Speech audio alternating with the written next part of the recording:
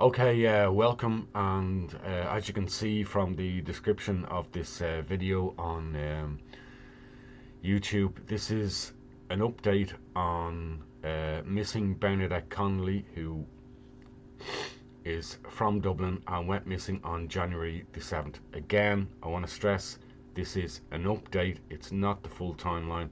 If you want to see the full timeline, I've done a previous lengthy video on that. There's a card somewhere here that'll probably flash up on screen.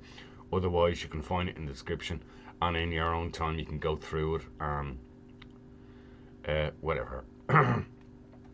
This is an update, and this picks up pretty much from the start of February. But just for anybody who knows something about the case and just wants a brief reminder, I'm happy to do that now. But again, I won't be going into any, heavy details on the case as to the full how things transpired. It's better that you go through the full timeline that I've done. Okay, so 45-year-old Bernadette Connolly has been missing from the Swords area of Dublin since Friday the 7th of January 2022. Miss Connolly, who was last seen on Donabate Beach, is described as 5 foot 6 inches tall, of slim build with hazel eyes and long black hair. Again, I'm not going to go through the description. It's not necessarily relevant now. She was last seen on CCTV after she was dropped off by taxi at the car park of the Shoreline Hotel, Donabate, when she walked towards the entrance to Donabate Beach. There is more details within that. Again, I'm not going to go through it. We'll touch upon it as we go through this. At that time, when the first main Garda appeal was made, it was really 2 or 3 weeks into the case. There had been some disclosures prior to that and alerts that she was missing, but really the case intensified after about 2 or 3 weeks.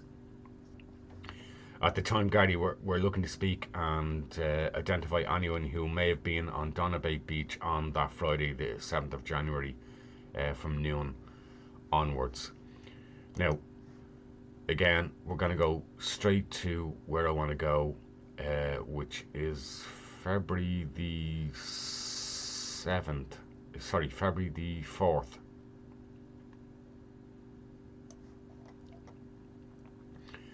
Now, I want to remind you that on February the 4th, Pat Kenny of News Talk FM interviewed Jade Connolly, Bernadette Connolly's daughter, over the phone line. 4 significant details are disclosed not previously known.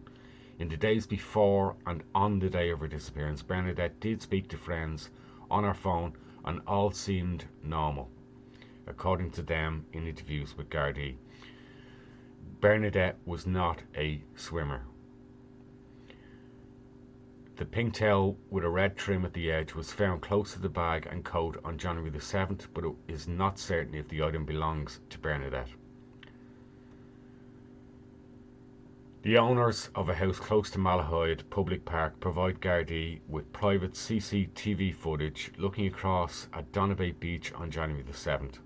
Gardaí analysis of it revealed that Bernadette Connolly can be identified in the distance on Donabate Beach at 12:46 p.m, 8 minutes after she took a photograph with her phone at the far end of the beach. It is believed that she did indeed begin walking back down the beach in the direction she had originally come from, back towards the Shoreline Hotel entrance. This CCTV has yet to be released publicly. That's the private taken across from Malahide Beach, not the CCTV from the Shoreline Hotel. Now, here's really where we get to the number of things and the updates.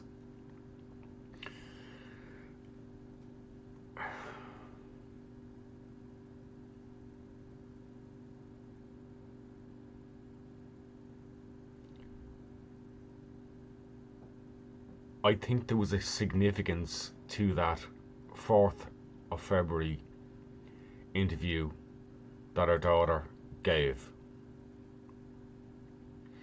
Why? On that date, February the 4th, unknown to the public,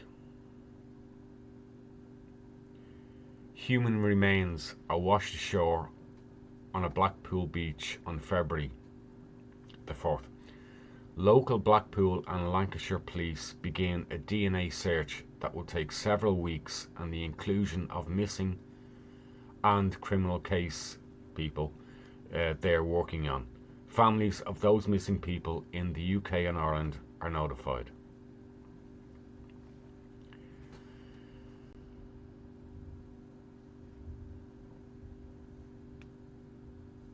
February the 24th. Another body is located on Cleverly Beach, Blackpool. Lancashire police begin that process of identification.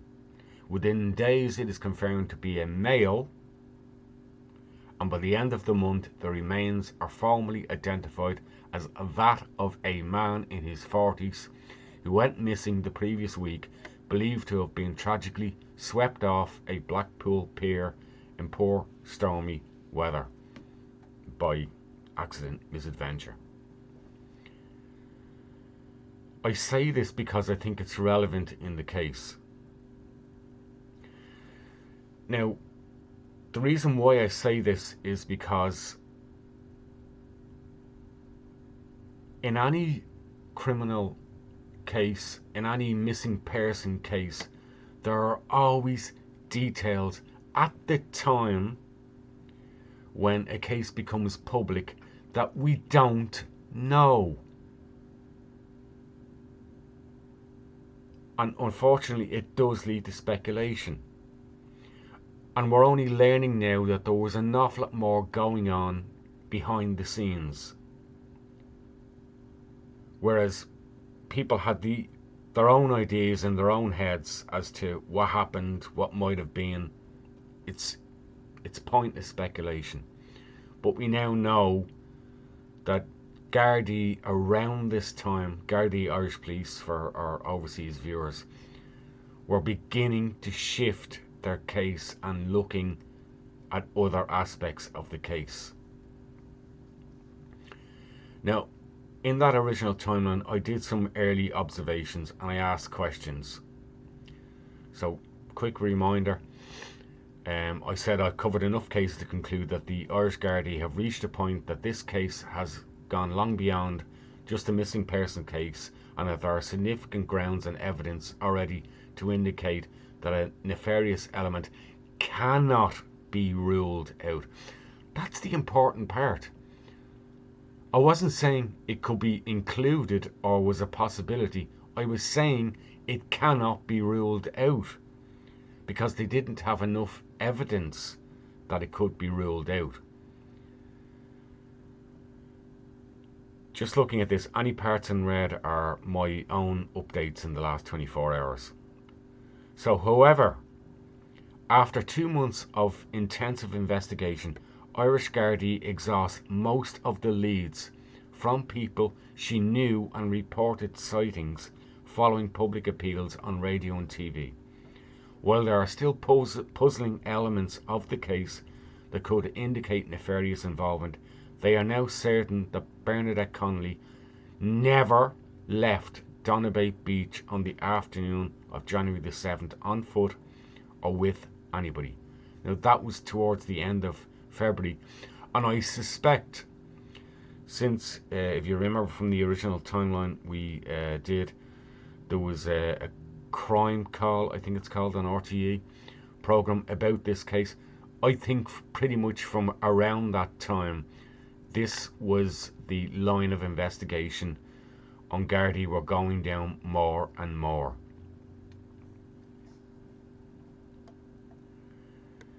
Instead, their focus quickly turns to recent DNA database matching of missing persons cases along the coastlines of both Ireland and the UK. During the month of February, a number of such new leads develop. Now, I'm not going to go into this in too much detail because I don't want to crisscross cases. I was aware at the time that there were a couple of other tragedies in the Donabate area. Unfortunate cases where homeless people, trains and ended things. Uh, Someone else found passed away in the area.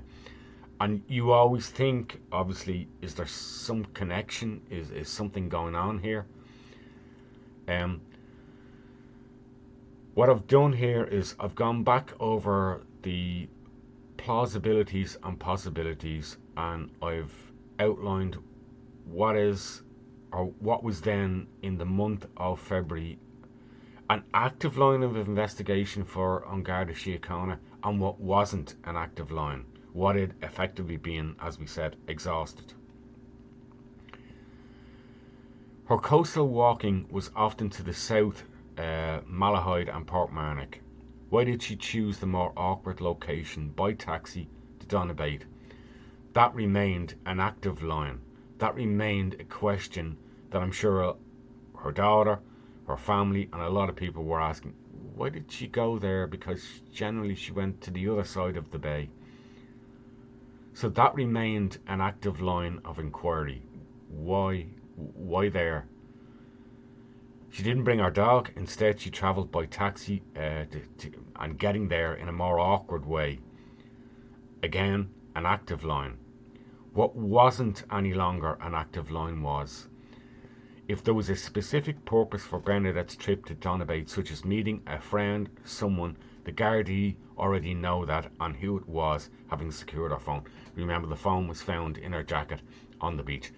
They had analysed that. They had talked to friends.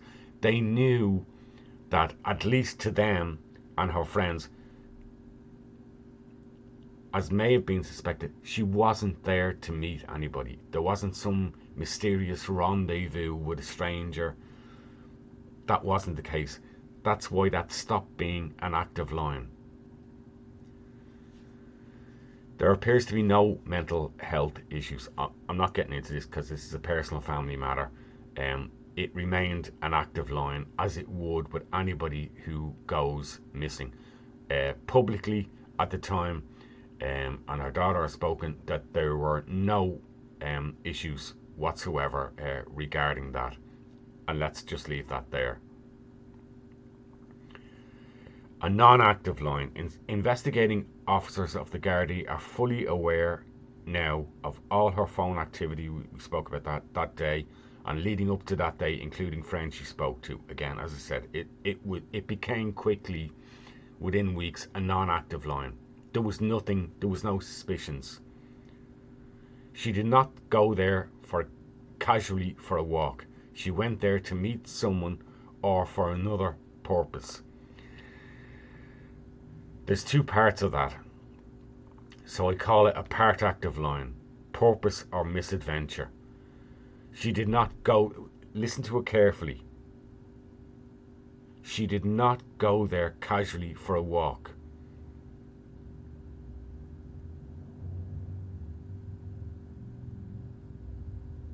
Or she went there to meet someone or for another purpose. Remove the aspects that we now know. Ask yourself, did she go there for a casual walk? Perhaps not. Was she there to meet someone?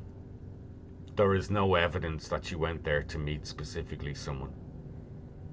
Did she go there for another purpose? That's an open matter. We'll talk about that very shortly. What's non-active?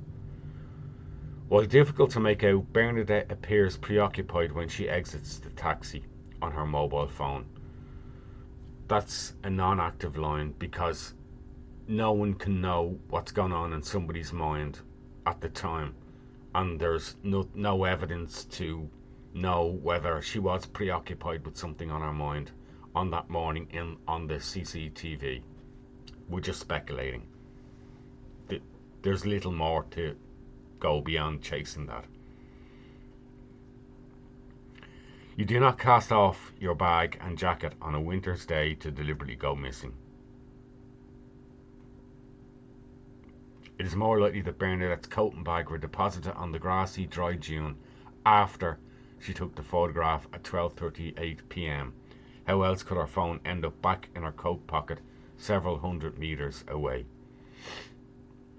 Again, this remains an active line. Purpose or misadventure. I think it's reasonable to say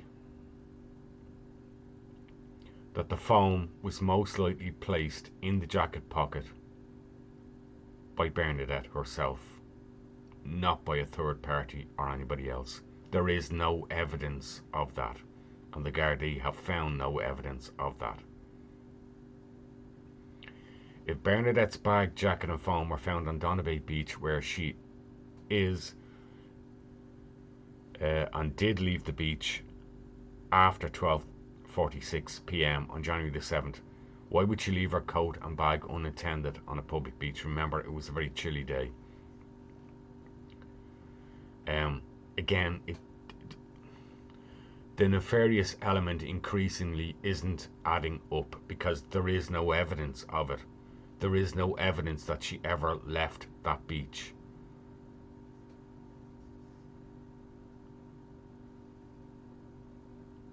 Non-active line. If she did leave Donabate Beach after 12:46, either back via the Shoreline Hotel entrance, exit up the sand dunes, past 4 golf courses and pathways, why is there no additional eyewitness reports and CCTV footage of her that day around Donabate and specifically the Corballis Road? Again, there's no evidence. It's a non-active line of inquiry. Did Bernadette go for a paddle or fully enter the water after 12:46 p.m? That's an active line, because we don't know. That's an active line of inquiry. Does the pink tail found on the beach actually belong to Bernadette? That's a non-active line, and now it's probably not necessarily relevant. Wears a black bobble hat and runners sneakers? Again, it's an active line because something has been found. Purpose or misadventure. Excuse me. No coastal sea search has ever turned up a body over more than 3 weeks. This was my original timeline. Obviously, that remained active until you find something. It's still active. Non-active. There has been no personal activity on our banking accounts, cards since January the 7th. That was crucial in a sense of somebody who goes missing, or what we call goes off the grid and wants to go missing. Generally you find that there's activity, there's things missing, driving ID, passport, things like that, money taken out of an account. There was no evidence of that. The fact that Bernadette's personal items were later found on the beach where she was last seen is simply not consistent with somebody who deliberately wants to run away or go missing off the grid. People who do that usually make careful and secretive preparations for their new life. Now this is important. The circumstances and current available evidence are also not consistent with any random assault or unplanned abduction. There is no body and no indications that a crime of any kind ever occurred or was witnessed. That's probably the most important point I wrote in that original timeline. I kind of knew where this was likely going. And to cite Occam's razor, when you eliminate most possibilities, to paraphrase, you are pretty much left with the most likely occurrences. Actions by a person's own hand or accident misadventure, that is, an intended act but was unintended, has unintended consequences. It's important to note that misadventure cannot be ruled out at this point, and we should not needlessly speculate. Bernadette's family deserve better than idle speculation. I had a comment, I think last night, somebody saying, oh, it was this. Please don't do that. Don't do it. Unsubscribe, go, leave. Don't do it here. on this channel. We do not know the circumstances fully. Accident or misadventure has not been ruled out. We do not know that she went there for a purpose on that beach. Do not come to this page, this channel, and start making accusations and claims that you think you know, because you don't.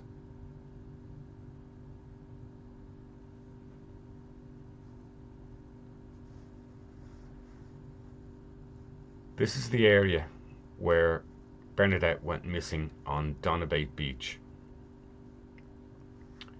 And sadly, this is where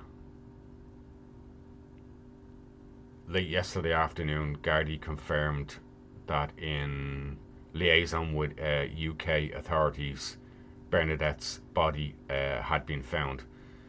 Now, I want to stress, I'll read the official. This was again from yesterday, March the 3rd. UK and Irish police, through DNA matching, conclude that a body discovered on a Blackpool beach is that of Bernadette Connolly. No cause of death is disclosed. Irish Gardaí have suspended the search for Bernadette and thank the public for their leads and support. I want to emphasise, let's just go quickly back to that map.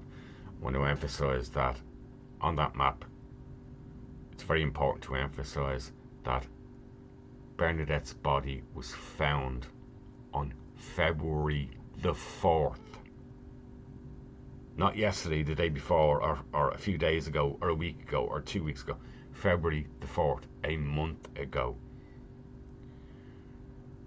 It required forensic and DNA analysis of the human remains to actually fully identify her. And I think that's worth stressing.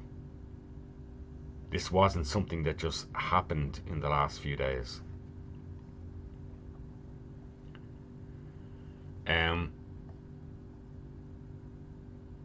I'm not going to say anymore. I think I've said enough.